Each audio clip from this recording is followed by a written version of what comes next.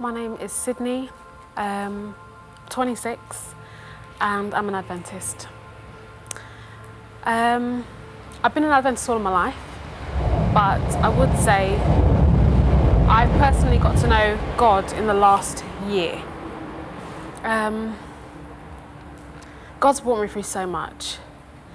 He's brought me through so much.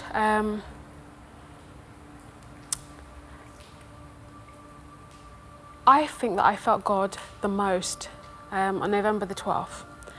November the 12th was the morning after I was raped. I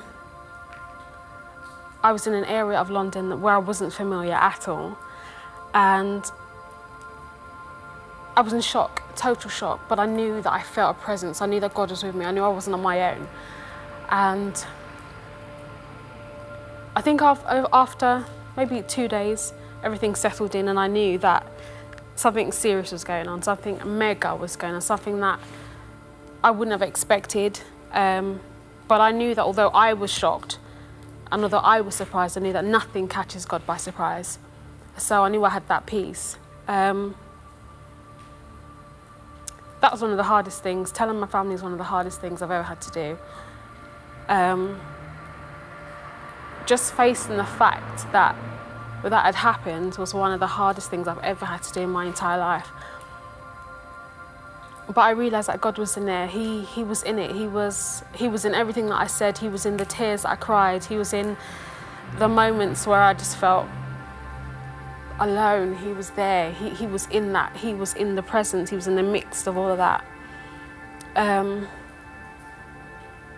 heard God's voice the loudest when everyone around me, everyone that knew, washed their hands off me completely. I heard them really slam the doors. I heard so many doors slam. I heard people say, you know what, deal with this on your own. And I didn't know what to do. I did not know what to do, but I knew in my heart of hearts that God has brought me so far, so there's no reason at all why he would want to leave me now.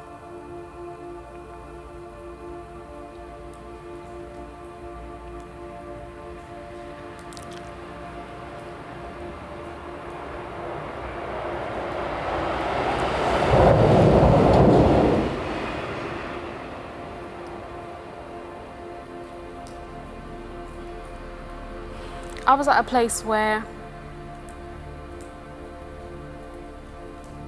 I was ashamed. I was embarrassed and I was ashamed.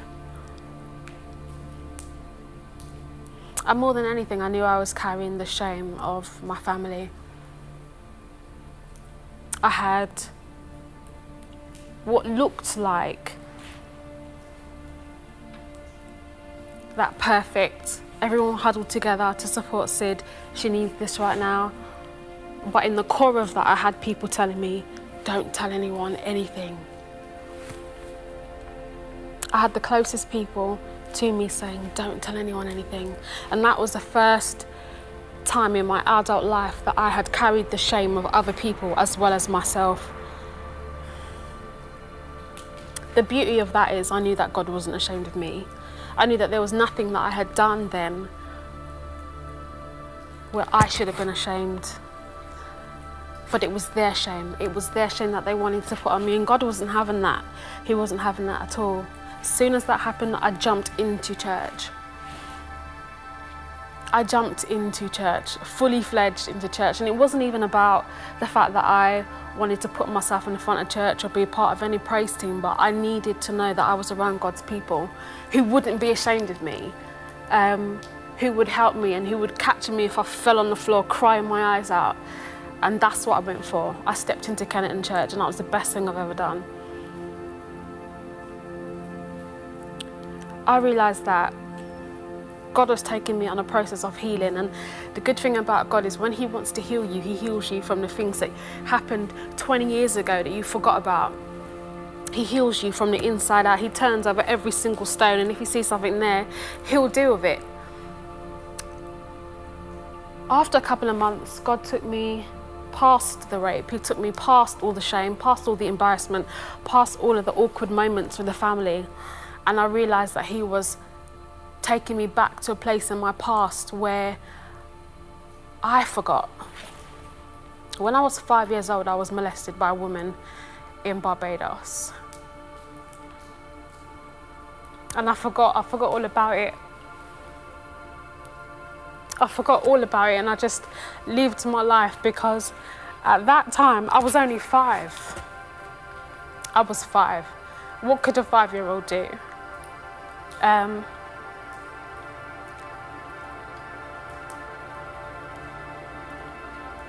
God was taking me to a place where he wanted me to realize that he don't do things by halves.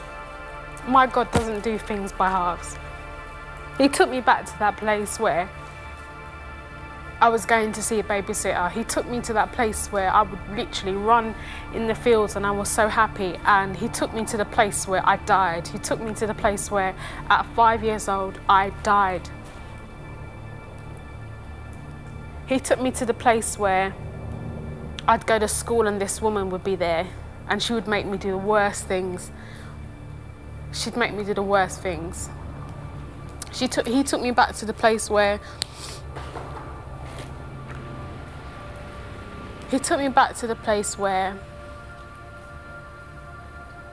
I'd go to school in my uniform and my little socks and my backpack, and I'd come home from an all-girls school smelling like sex, because this woman would ruin my life, completely ruin my life all day, every day. He took me to the place where I spoke about it, and I tried to reach out to the people that are around me, the people that are caring for me, and he took me to the place where there was no response. My God was there. He knew what he was doing. Even then, he did not leave me. He did not leave me, and he carried me, and he carried me, and he carried me, and he's still carrying me now. My God's not ashamed of me. He's not ashamed of me. And all those times that people were saying, just be quiet about it, don't worry about it. All the times where the devil would say to me, you know what, you used to sing in praise team, what would they say about you? You used to sing in this, or you used to be with these people, what would they say about you?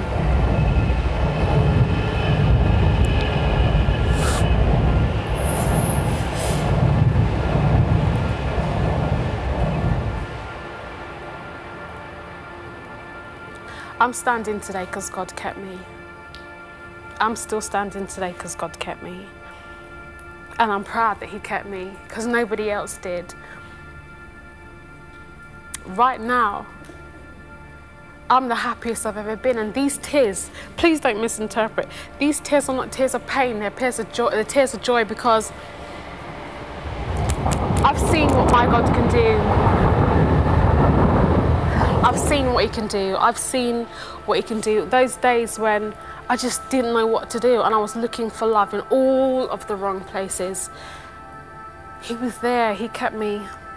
I tried it all. I've gone out there looking for man. I've gone out there looking for a father figure, looking for a mother, looking for this, that and the other. I've gone out there and I've sat in that seat where I've been in church and I've seen that family unit. And I've wanted that for myself but never had it. God's given me that now.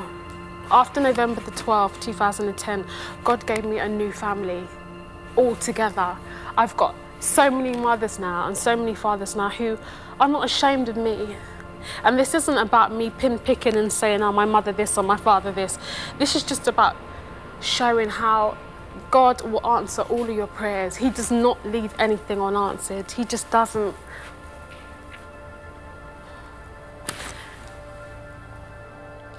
Earlier on this year, I went to a program called Hill House with Kennington Church, and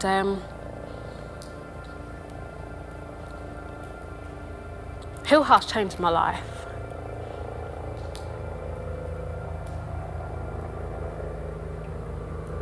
Hill House changed my life.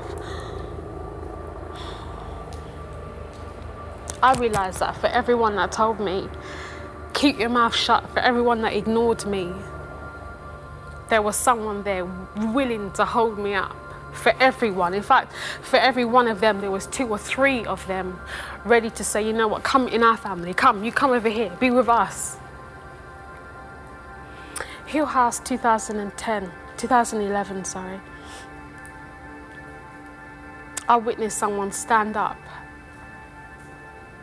I witnessed someone stand up and tell of the worst thing that could have happened to them. They didn't know anyone, they just went along and spoke about just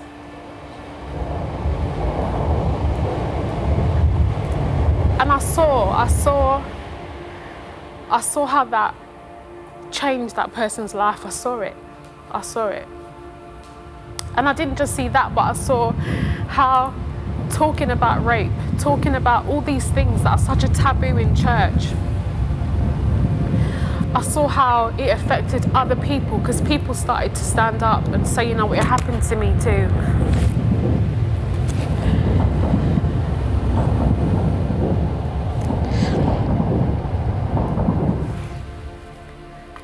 It's not about dwelling on the past, and it's not about the victim mentality. It's about saying to God, you know what?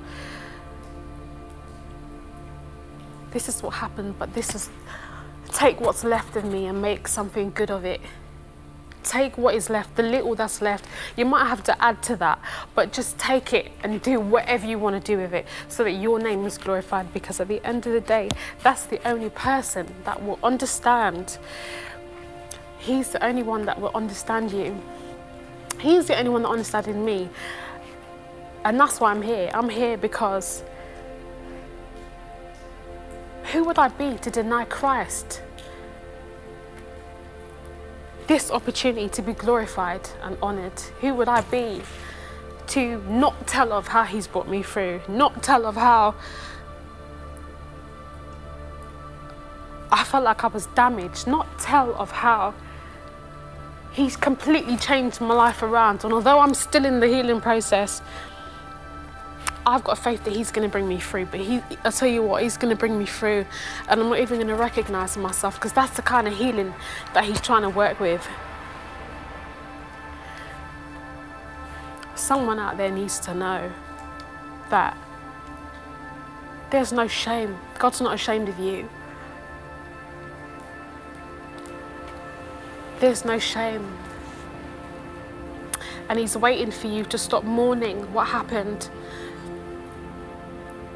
and offer him what you have left, the little that you have left.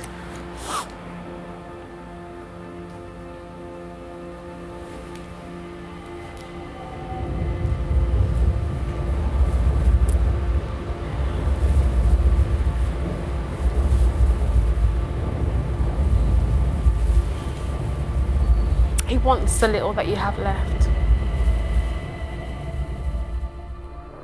You're not on your own. I wasn't on my own. I wasn't on my own, and the devil will. I used to let my mind be a breeding ground for the devil to come and drop little things in. He used to tell me all kinds. He used to tell me everything that I couldn't be. He used to tell me all kinds, even on my way to making this video. All the pictures, all the past, even the aroma, he would put right under your nose to knock you off. Let God in, man.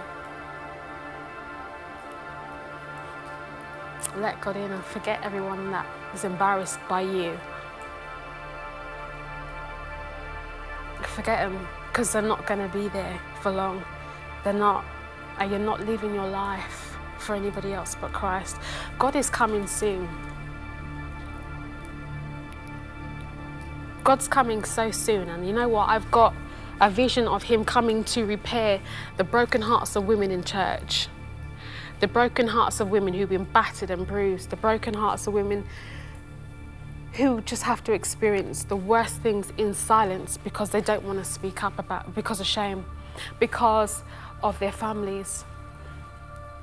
God wants to come and repair and restore.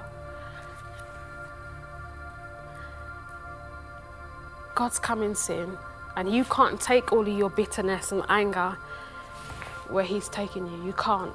But he wants to come here. Even now, even in the short time that we got left, God wants to come and make you into someone that you've always wanted to be, but you couldn't be just because you're holding on to that.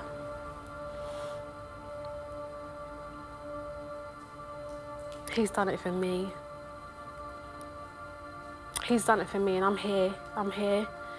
And I'm here so that you can be here with me. I'm here so that you can be here with me.